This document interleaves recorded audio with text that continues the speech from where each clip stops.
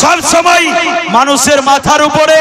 এ বেরাদান ইসলাম, কিছুদিন পরে আপনারা হয়তো অবগত আছেন, কিন্তু আলিম সমাজ সবাই জানে আমাদের ভারতবর্ষের একজন বিখ্যাত মুফতি, বিশেষ করে এই পশ্চিম বাংলা বিশাল বড় মুফতি, মুহাদ্দিস, গবেষক, অনেক পুস্তকের রাইটার, যিনাকে আমার পীর মুর্শিদ হুজুর তাজুস শরিয়া মুফতি আজমে বাঙ্গাল বলে উপাধি দিয়েছিল।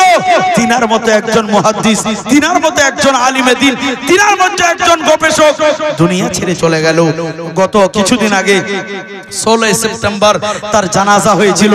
শত শত আলিম, শত শত হাফিজ, শত শত কারি, তার নিজের সন্তান একজন বিশাল বড় মুফতি, যিনি কাহেরা ইউনিভার্সিটি থেকে পাস করে আমাদের ভারতে বুকে এসেছে, যাতে বলেছিল তিনার মুরিদ বলছে আমি নিজের পীরকে হারিয়ে দিলাম, তিনার ছাত্র বলছে আমি নিজের উস্তাদকে হারিয়ে দিলাম, তার ছেলে বলছে আরে আমি কি হারিয়েছি হয়তো আমার মনের খবর কেউ জানে না, জানে স্বয়ং আল্লাহ, আর জানে আমি। জোরে বলেন সুবহানাল্লাহ।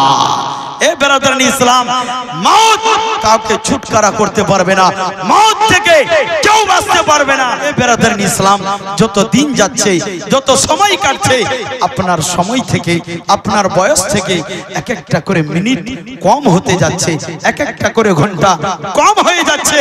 আপনার কি দুঃখ হয় না? এ বেরাদারান ইসলাম, আপনার কি কষ্ট হয় না? আরে মানুষ যত মৃত্যু থেকে বাঁচতে চায়, মরণ ততটাই তার নিকটে চলে আসে।